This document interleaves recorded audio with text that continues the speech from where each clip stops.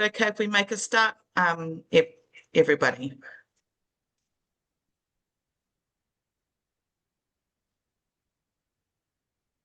Nō reira, tēnā tātou katoa, ngā mihi o te ata kia koutou. Welcome everybody. Thank you to those of us who have been able to join this morning. Mākua no te karakia hei timata i a tātou i tēnei ata. Nō reira, me inoi tātou. Ngā mihi o te rā ki te whānau e hui hui nei, kia tau te rangi Mārie, kia whakatapua tātou me ngā mea e whakapono ana tātou. Haumi e hui e tāe ki e. Greetings of the day to the whānau gathered here. Let peace be with us, and may we respect each other in what we believe. Bind together, gather together, united. Tēnā tātou. The whakatauki that we've chosen for this kaupapa tēnei rā is Hutia te rito o te harakeke, kaihia te kōmako e kō, rere ki uta, rere ki tai, ki mai ki a hau, hiaha te mea nui o te ao, mākue ki atu, he tangata, he tangata, he tangata. We thought this would be a really, he whakamārama, the translation. If you pull out the shoot of the harakeke, where will the bellbird sing? It will fly inland, it will fly seaward. You ask me what is the most important thing in this world. I say it is people, it is people, it is people. We were thinking about what does this mean for us as practice leaders. It means that we have to prioritise te rito, the centre or the thing that sustains the pāharakeke, and so and to be a tiaki of that in our mahi and what we do. And then the leadership focus also relating to the people, and that is our core business in and around and how we can show up best for others, for ourselves and others. Nō reira, tēnā koutou. So just a bit of housekeeping for our webinar this morning. Just please mute unless you're sharing. We are recording this session, so we will share it with you. Let's connect, inspire and uplift each other in the true spirit of the Professional Learning Network.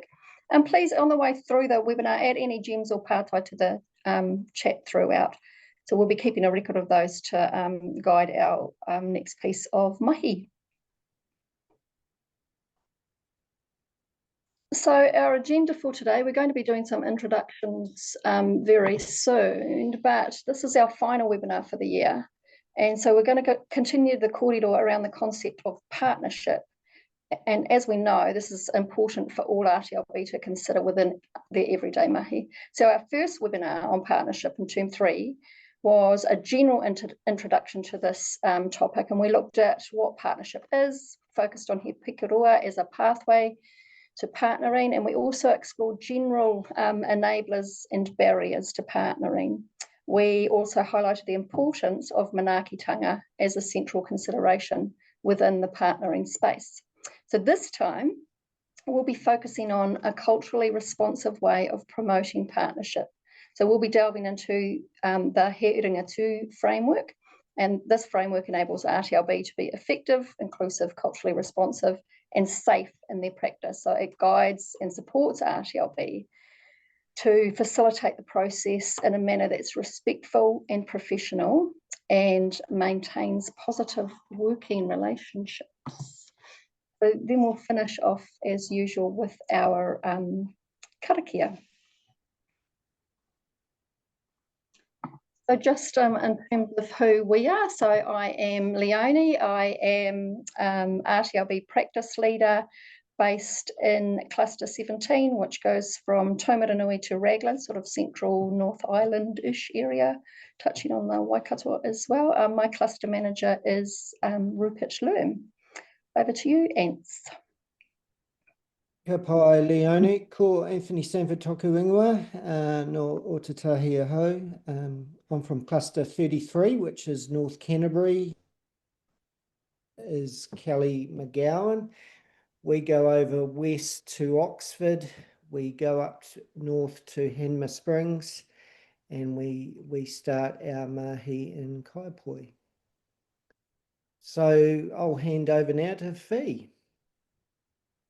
Kia ora, ko Fiona Harkness tōku ingoa, no te tai tōkero aho. I'm in cluster 2, I'm practice leading cluster 2, and we are in the sort of the bottom part of te tai tōkero from just below Maramaku down to Kaiwaka from across the island. Our cluster manager is Tracy Aitken. I'll hand over to Deb. Tēnā tātou, ko Deb Hack tōku ingoa, he uri ahau no te whare tapu o Ngāpuhi, so I'm situated well within Tai Tokiro, much like Fi. I grew up there, but my schooling and education was outside of that zone. Toko ono aku tamariki. Over there in the picture, you'll see my darling husband, Ronnie Hack, and our beautiful tamariki, and our two mokopuna down below, Ukaipo and Aiwa. And the top picture is a kaupapa that is tino ngākau nui kia hau. We have a hapu kaupapa initiative, Meki, and it's celebrating its 40th birthday next year. And so I'm really looking forward to that. And it's, again, we promote whakawhanaungatanga, reconnecting people who live urban, live in overseas, and giving them an opportunity each year to come and return to the marae and learn about who they are, and knowing that they are part of us and we are part of them. Over to the other side, you'll see just a little bit of my education background.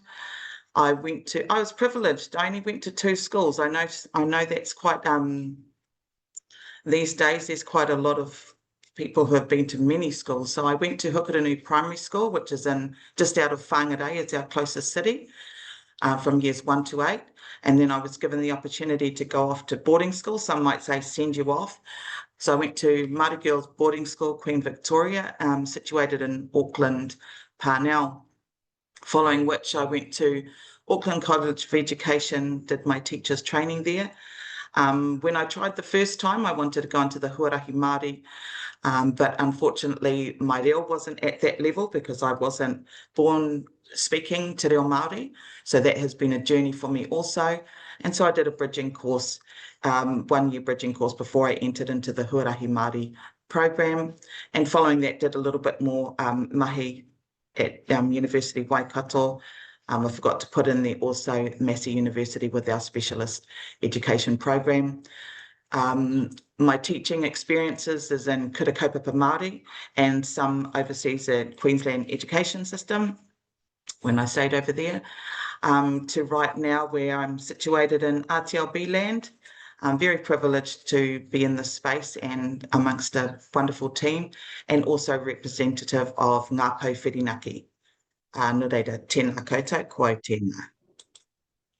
Tēnā koe Sam. Oh, and I'd just like to introduce the guest speaker with me today, both myself and Sam, and I'll let him introduce himself, will be presenting today. Nō reira, nau mai whakatau mai Sam.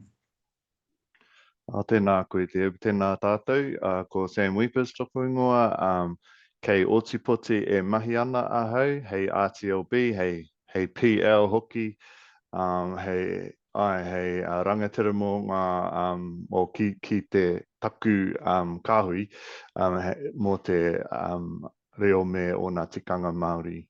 Nō reira, toko rima ngā toko rima, aroha mai, toko toru ngā tamariki, toko rua ngā mokopuna, ko ihaia rau, ko eira ngā mokopuna ki te whakaahua. I mate taku wahine i ngā tau e rua me te hawhe, nō reira kei te awairua i tēnei wā, ko Sherilyn Tipene, tōna ingoa, ko Ngāpuhi tōna iwi. Nō reira, no ahi tareiria hau, te pāpaka nui a Maui me ki, Australia, no Adelaide, o kotahi hauraki te tonga o Adelaide, taku kāinga. So yeah, this is my beautiful wife who passed away 882 days ago. She's into Awairua now. but she still guides our whānau, and we have 3 beautiful children and 2 beautiful mokopuna as well.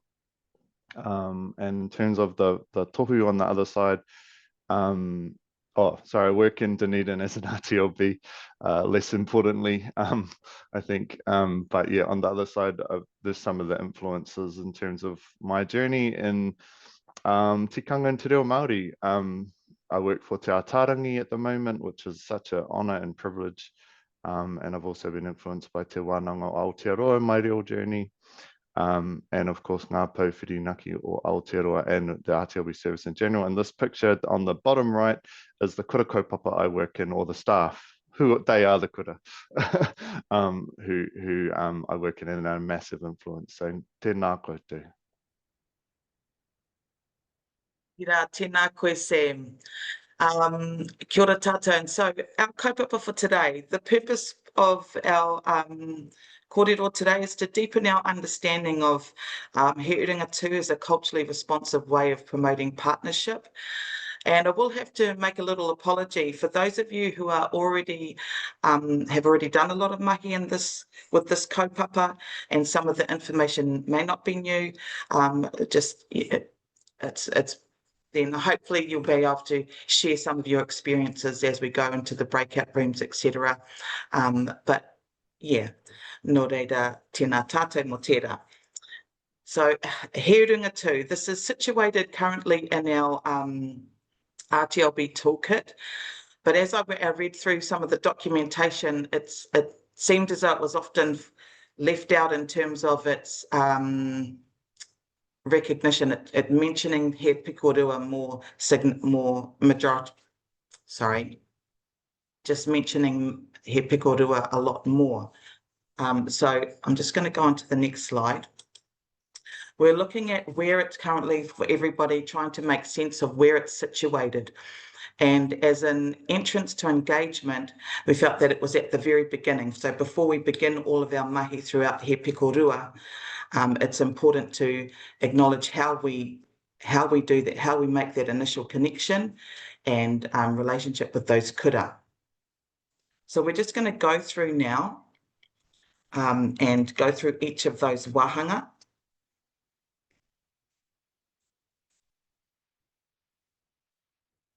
See, Daisy? Sorry, apologies. Before that, I know it's early in the time to have a breakout room, but we felt that it was necessary for you to share your experience together to sort of help situate ourselves in this kaupapa. So what we're going to do is we are going to go off into a breakout room, and I'm wanting you to share your own personal experiences of a pōhiri, and perhaps what are the 2 things that you needed to do to prepare yourself. You'll also notice that down below I've put a list of culturally responsive frameworks.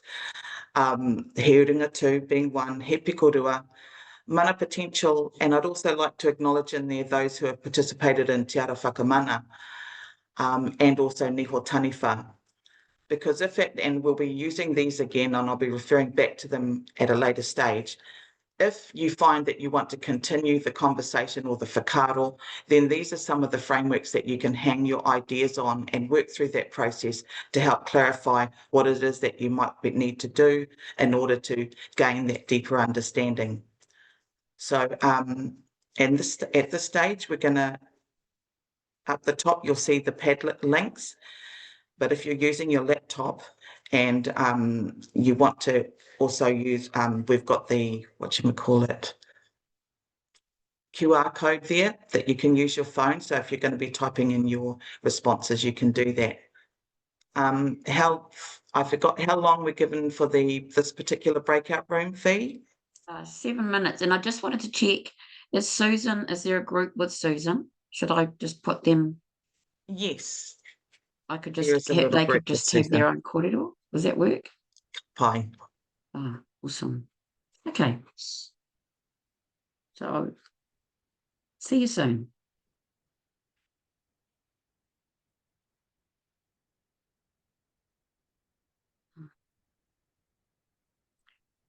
So, Deb,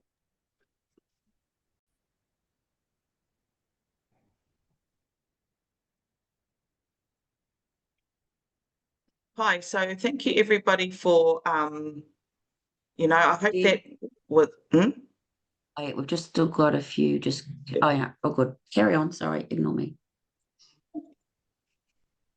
pai. So hopefully that gave you a little bit, that helps situate your whakaaro and your thinking at the moment in terms of that pōhiri and that initial entry to engagement, which is what we're going to go on and talk about now.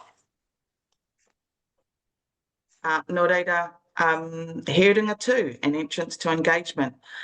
I'm not going to talk too much about how it was established or that it's whakapapa, tōna whakapapa, but what I will mention is that it did go to the World Indigenous Peoples Conference in Toronto, Canada in 2017. And it was the hope and intention that it would possibly be done again this year at the Whipsy in Auckland, since it was in our backyard. However, things didn't align, and so therefore we didn't get to do that. But just to have another opportunity to share how it's evolved or what is happening with it, is it still alive? And that space would be really beneficial for us as ngā Paewhirinaki. So during this section, both Sam and I are going to tag team and have a kōrero. I will introduce some of the kaupapa kōrero, and then he's going to share his experiences. Nō reira. Te waharoa. And it's hononga also to that whakawhanaungatanga for He Pikorua underneath in the heading titles.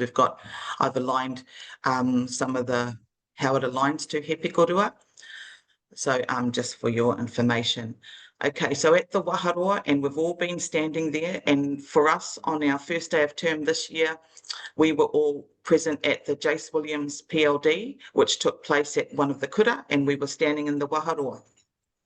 And we were all talking, having our conversations, but it needed to have one of our team members, and Eric, who coordinated everybody and sort of gave them a brief kōrero about what was to take place.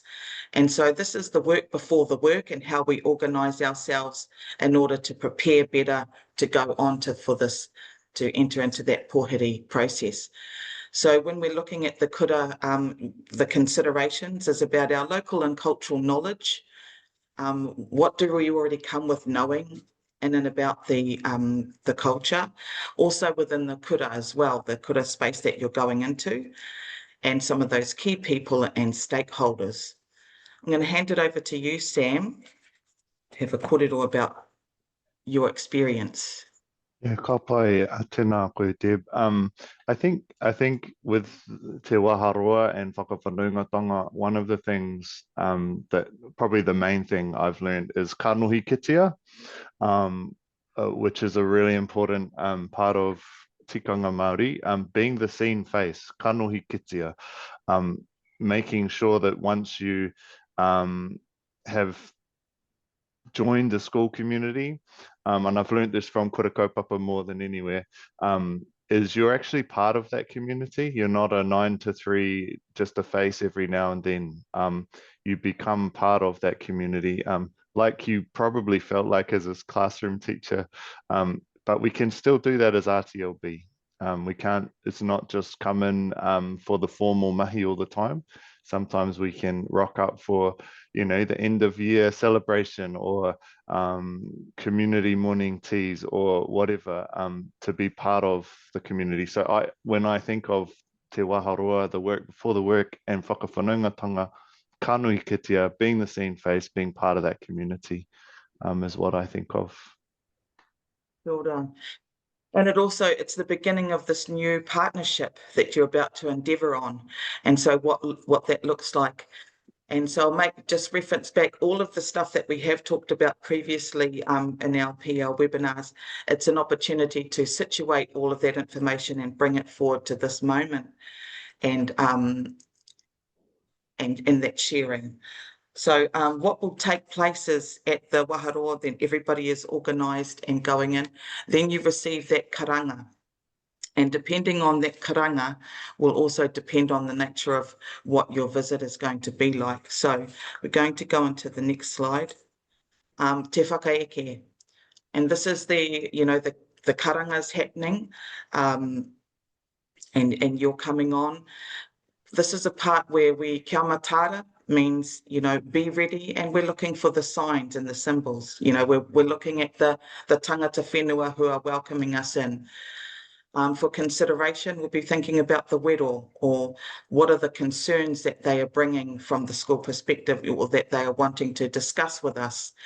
And then there's the looking at the ecology of the situation and thinking about all of those terms as well: physical, metaphysical, emotional, mental and social aspects.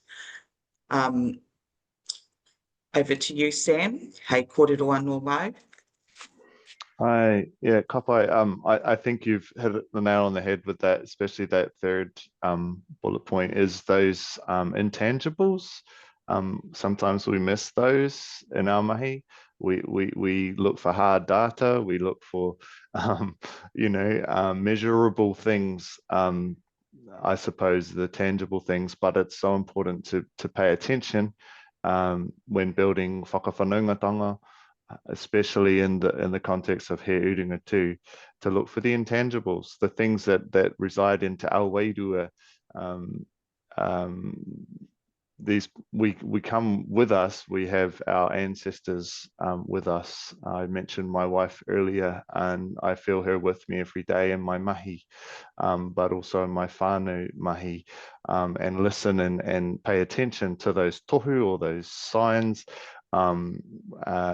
where people that aren't necessarily physically there with us are influencing and impacting situations, including ourselves. And so this is a huge part of the karanga, and also the whakaeke at a pōwhiri, but a massive part of our practices. RTLB is looking for those intangibles and noticing things beyond what we think are the only things that are real. So yeah, tēnā koe. Koe. And to bring it back to, as practice leaders, how do we ensure that our team or our colleagues are best set up or best situated to participate, to engage safely? And it's about that safety for these situations. And so what do we do that currently promotes those sorts of things, or gives them opportunity to talk about it, so that they can clarify things for themselves or have that opportunity? Nō reira, tēnā koe, tēnā koutou. O te wāhi o te whai kōrero. This is one of my favourite parts of the pōhiri process itself anyway. It's the opportunity that I draw on to hear kōrero. It's where whakatauki are put into context to embody kōrero, much like what we do, what we talk about. I know it's in reference to kohi, and I guess that's there was something that Sonia talks about in terms of some of the terms that are Dr. Sonia McFarland, that talks about sometimes that's not the difficulty, but the situation with te reo Māori is that it has such different meanings sometimes. So kohi doesn't always just mean data gathering. It's not a literal translation. It's that opportunity for observation and that gathering and all those aspects. So the whai kōrero is that know me before you teach me. Ensuring that you're collecting that authentic voice sought from the mokopuna, the whānau, the kura and the hapori, and considering those cultural, academic and social strengths of those of that setting as well. It's a place where as that whakawhanaunga also takes place, because you're exchanging kōrero and you're really getting to know what motivates the intrinsics of others and also yourself. And sorry, lost my chain of thought at speaking out loud. But tēnā tukuna ki a koe, because obviously whai kōrero is in the pōhiri term, it was a male role, but in this instance where wahine are, we're also facilitating that mahi. So I'm just going to hand it over to Sam for this moment and have a he wāhi kōrero mau, Sam. Hi, ka pai, Deb. Yeah, I think when we talk about gathering voices or data, which, you know, that soft data, I suppose it's being called as well, it's really important to recognize that there are power imbalances, and we'll talk a bit more about this as we go on. But there are some voices in our education system which are more privileged than others, and often those reside in the schools themselves, and schools don't realize often that they have this power or this privilege more so than whānau do, and especially our mokopuna. And so that principle of mokopuna and whānau centered within He Pikorua, for me, was one of the most transformational changes when He Pikorua came in, was that principle, which existed in the ecological principle in our previous practice sequence and principles, but is more explicit now. So my sort of whakaaro around this is to try and elevate those voices, which are often marginalized and not as powerful as those in our schools. Yeah, that's what I was thinking, Deb, when you were thinking about when you were talking about this, Mahi, and try to bring that power imbalance to more of an equal space, equity. Koe, Sam. I'm going to get you to talk just a little bit more. If you remember that kōrero we talked about impacting those, like as a tangata tiriti yourself, and that in the space where some Māori haven't quite, you know, don't sort of, what was the word we use? Not practicing, say, or aren't aware of those things, or their capability is lesser that. So how do you, and we were talking about that's an opportunity to advocate for. Ai, ka pai, yeah, it's a tricky space, especially as a tangata tiriti, as I am, and one of the worst type Australians. No, I think there are Māori we work with, whānau Māori, mokopuna Māori, who don't know that they're Māori or don't know what it means for them yet to be Māori. There is no perfect Māori out there. There's no elite Māori, as some of our politicians like to say.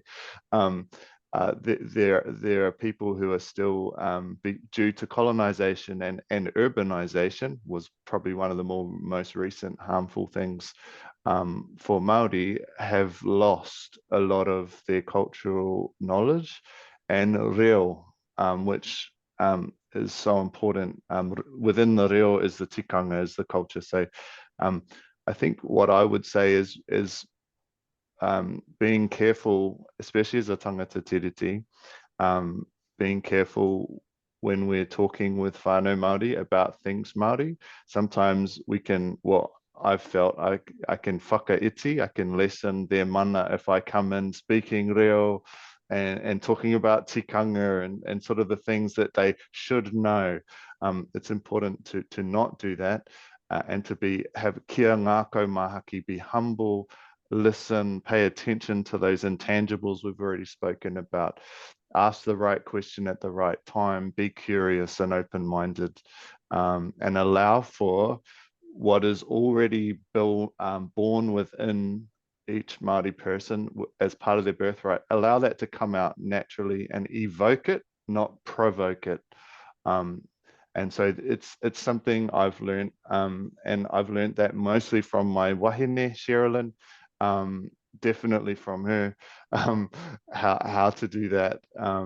And so I've been privileged in that space, and I carry with me a lot of privilege as a white male, and I see it in my mahi, and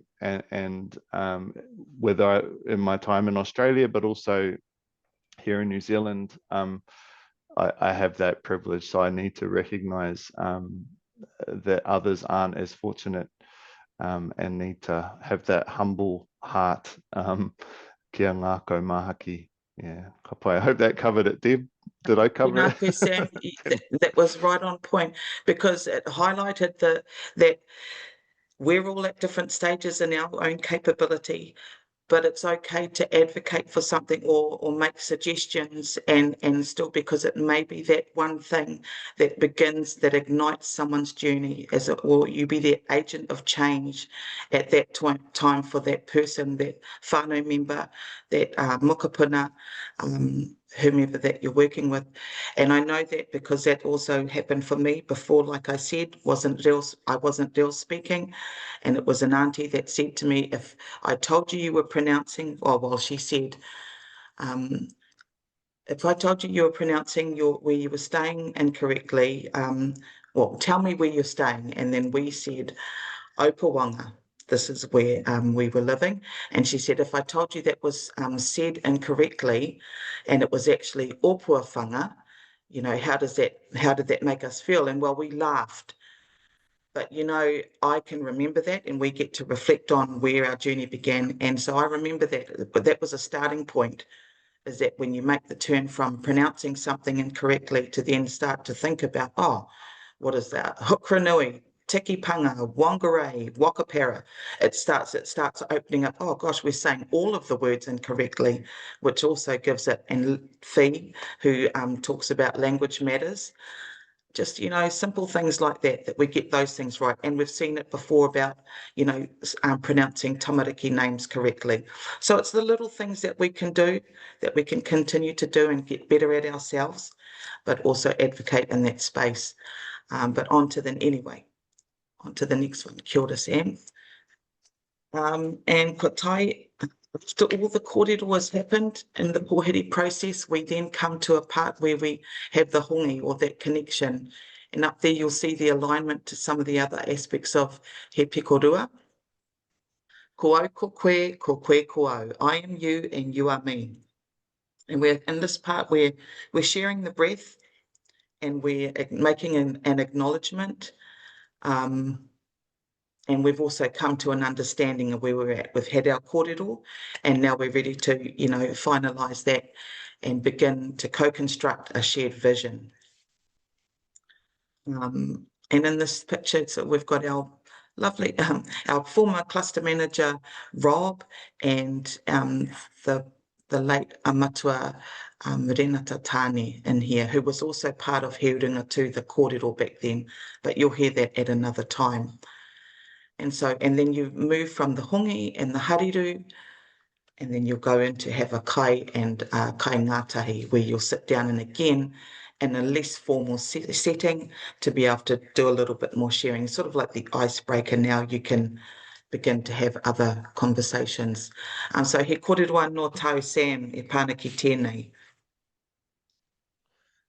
Hi, I think it's a tricky one in my thinking, but when I think of hongi and the kai ngātahi, this reminds me of the waharoa again a little bit, where some of that that sort of coming together happens in more informal ways, I suppose. But I think of something that helps me in my practice is people don't care how much you know until they know how much you care. And if you do this part right, where you're actually, I guess, getting to know each other in a less formal way, and sharing the commonalities that we have as humans, then people will be more open to what you have to share, what you have to give, what koha you have to give, what wedo you have to lay down, what challenges that you present as well.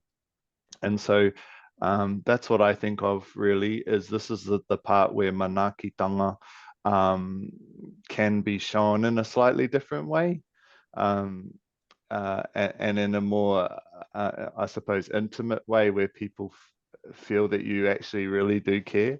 And so I know we'll talk about Manaakitanga soon, but yeah, that a bit more soon. But yeah, that's what comes to my mind, Deb, in this part. Yeah. No, ka pai. And also another couple of concepts that come into this space and for Te Taha Māori is the tapu and noa.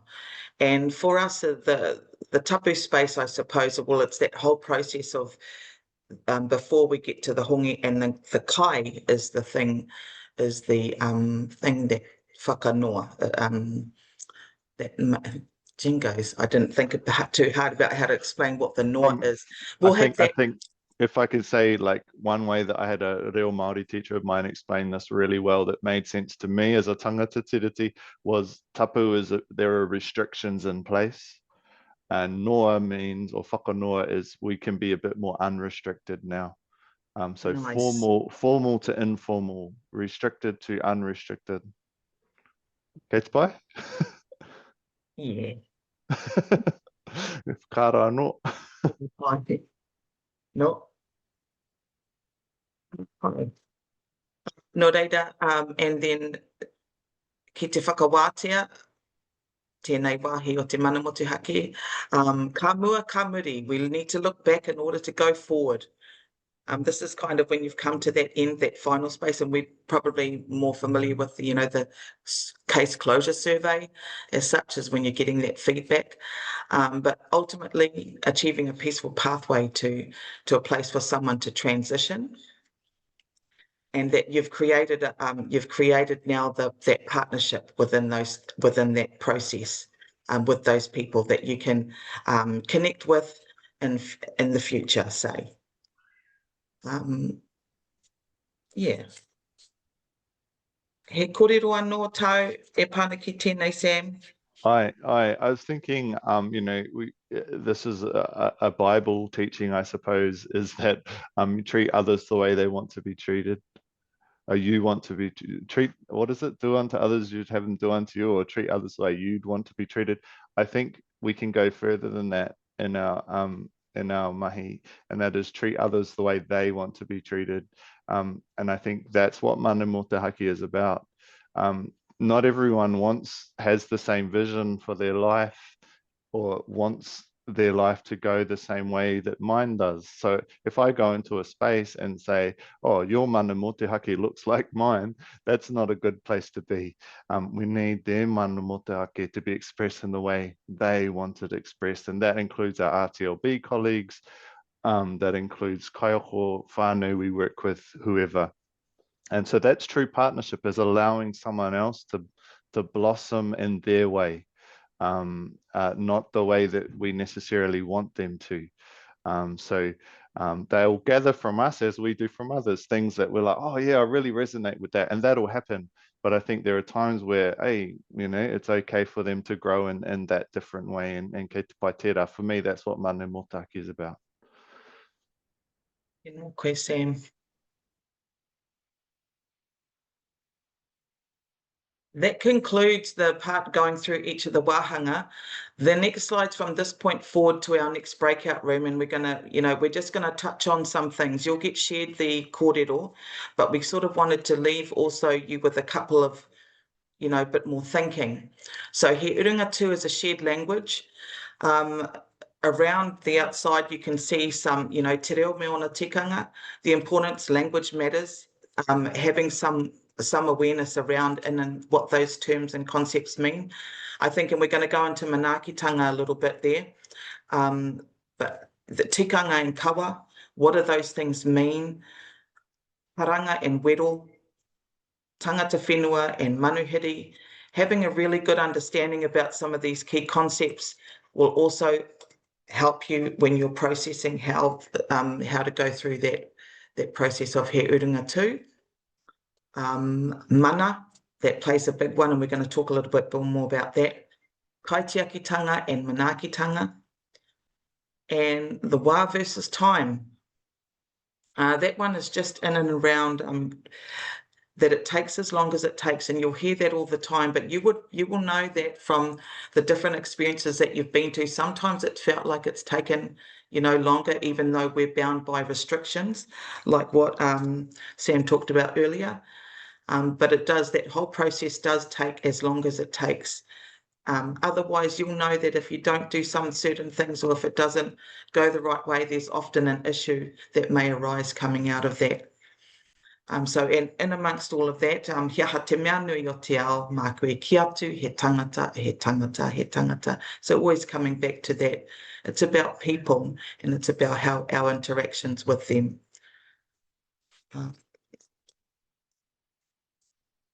I want to give a mihi out to mana potential and te ara whakamana. I haven't myself experienced te ara whakamana, but I know that mana potential through that learning, they focus on this particular kaupapa to help bring about that shared language and shared understanding. And so you've got, when you're looking at that, just sorry, that we have the potential as the practice leaders, as RTLB, as tangata, we have the potential to whakamana, whakanui or whakaiti our mana based on how we interact with others. And I think it's important that we, and then there's also the part where they've got the whakaiti and back to the whakamana, where you're diminishing some sort of whakaiti has happened and back to the whakamana. And it's important to recognise that it's the re-entry or that rongoa, that healing, that needs to take place in order to restore that situation. What else did I want? Sam, he kōrero tāpiri ki tēnā? Yeah, I think you've mentioned really well. The only thing I would add is whakatika. And you did mention it, but whakatika is a really important way, meaning to correct a hapa, a wrong you've made. So it's important to whakatika in this part of this process, which is where you've got the whakati through the whakamana, and that's where that healing can take place. And to do it in a really genuine way, cultural, responsive, I guess, restorative practice would be what Angus McFarlane talks about with whakatika. Sure. And it's as leaders in our clusters, it's about ensuring that our colleagues also have the tools and capability to be able to do those things when they're, in their situations as well, and ourselves, that we have ways in which we can do that as well to maintain and sustain relationships. Aye. So, Polly? Ka pai. Just keeping up the time, Sam. We can Yeah. We got 9 minutes, eh? Yes, and okay. Kei te pai. Kei te pai. This really quickly, this just refers to, and I'm happy to share this with people outside of this, refers to that every Māori person is born with a birthright, and there are things that maintain or extend that birthright. And this is from the teachings, I suppose, of He Urunga Tū. And this is the historic research that shows what makes a Māori person a Māori person. Te ra tangata, what comprises a Māori person, what constitutes a Māori person. Ka pai. And we're looking at mana in particular, and this is what He Urunga Tū defines mana as. There are many definitions of mana, but in terms of within the birthright of a person, this is what he defines it as on the right-hand side there. So being the most changeable or adaptable part of a person, we talk about mana a lot for that reason. And it's that force within a person that makes them want to do good things for others. Mana potential is a really great framework that sort of is built in and all around that, and promoting that, and us supporting how that can happen for one. Ka pai. Hi. This was a little pullover from our last one, the partnership through a cultural lens, but we'll just continue on in terms of this one. Ka pai. So Manaakitanga, we said we'd come back to this. So there are 4 parts of mana, and they're on the sides there: mana atua, mana tangata, mana whenua, mana tipuna. So where mana comes from, I guess, sources of mana, they come from people around us living in Te Ao Marama. They come from atua, rongonui and papatuanaku and tangaroa. If you go for the swim in the ocean, we can feel that mana in te tai ao, in the environment. And mana tipuna, I've mentioned this already, but those of our whānau and loved ones who are in Te Ao Wairua, they're no longer here with us in Te Ao Marama. And of course, mana whenua already really touched on. So these pictures are meant to show different ways people might respond if we acknowledge mana.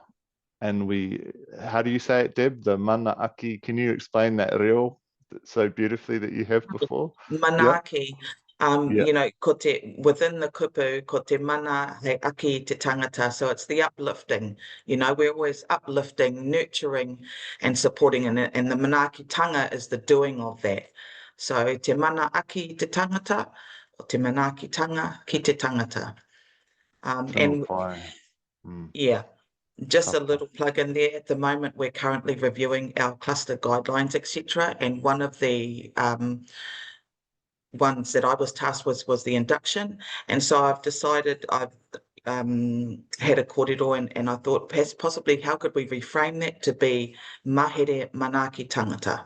You know, it resonates a lot better. It promotes the kupu, I don't know, as opposed to induction, which feels very, induction-y.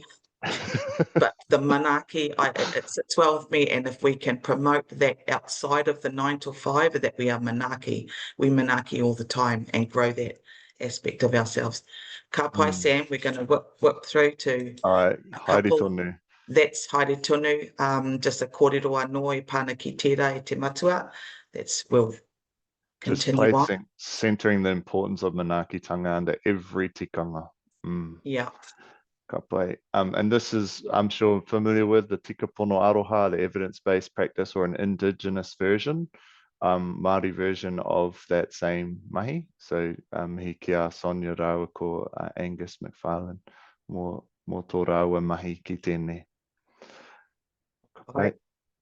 And that's brought up because in Manaakitanga we exist within pono, within us in the professional world, I suppose.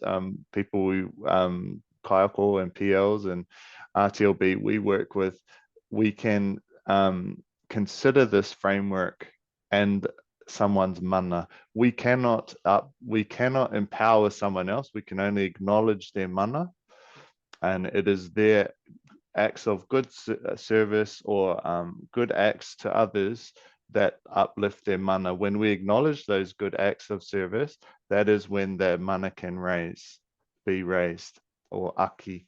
This is a very useful framework to consider how all the different ways in which we can acknowledge someone's mana. Tēnā koe, Sam. And the same again with it in relation to the whānau and the aro ki te hā.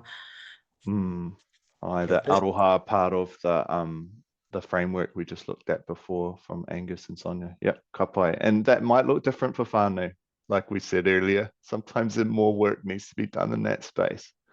Yep, ka pai. Ka pai. Yep.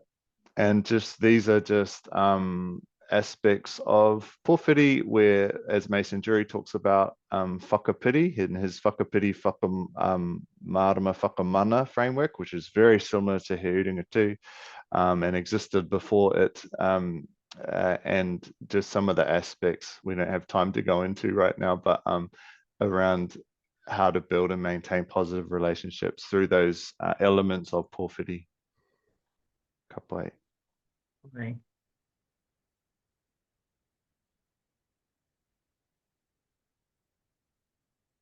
And these four elements, allowing time, respecting boundaries, and creating space and ways of knowing, those are the things that Mason Jury talks about that we need to give attention to.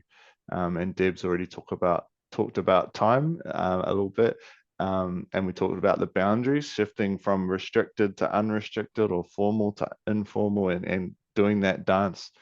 And that comes in the creating space and time as well. And the ways of knowing is just recognizing that we all think differently, and we all have a different way of seeing something, and allowing others to have that is really important.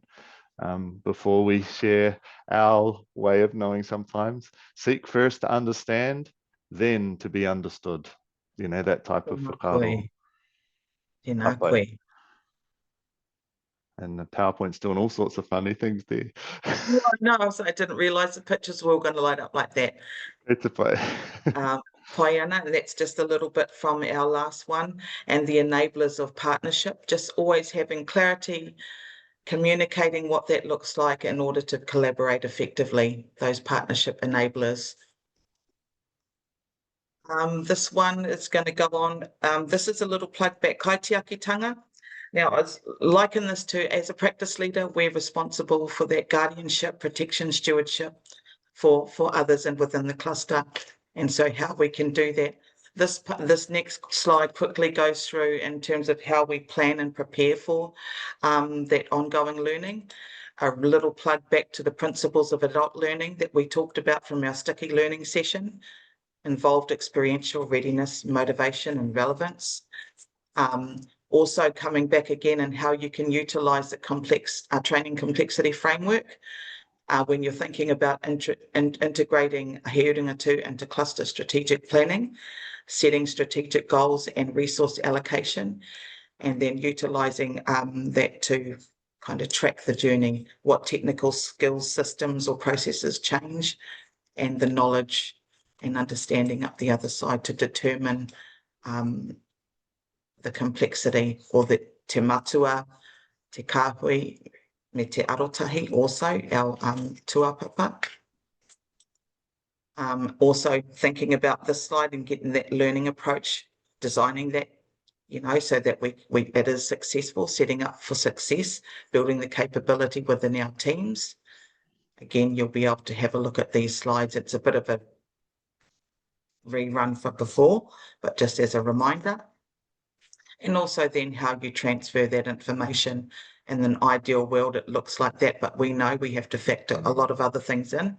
But also then I suppose it highlights how do you then, for those who miss out on perhaps some of the training, how do you then still ensure that they're getting another opportunity to fill their kete in relation to the kaupapa. Creating that learning culture, always remembering that the manager's support and participation is always key in terms of creating that sticky learning or seeing them apart and walking the talk and celebrating with the cluster. And it's an opportunity to be vulnerable as well. Now, I know we've actually have run out of time. It's coming up to that final but, and we were going to go into a breakout room, but perhaps it may not lend itself. What are your thoughts, Fee? I think we'll just close. Yeah. Head to close. Yeah. Yep. But if you wanted to, again, it's just taking away your role as a practice leader, hei kaitiaki mō He Urunga Tū for this kaupapa, and the reflective question being, how effectively are you ensuring He Urunga Tū is not just understood, but strategically embedded and consistently applied across all practice?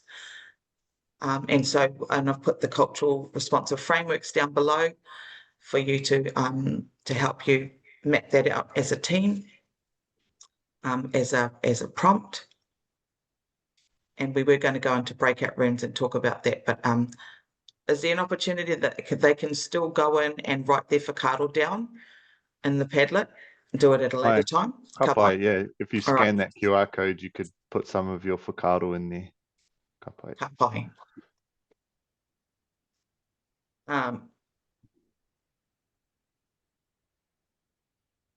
All right.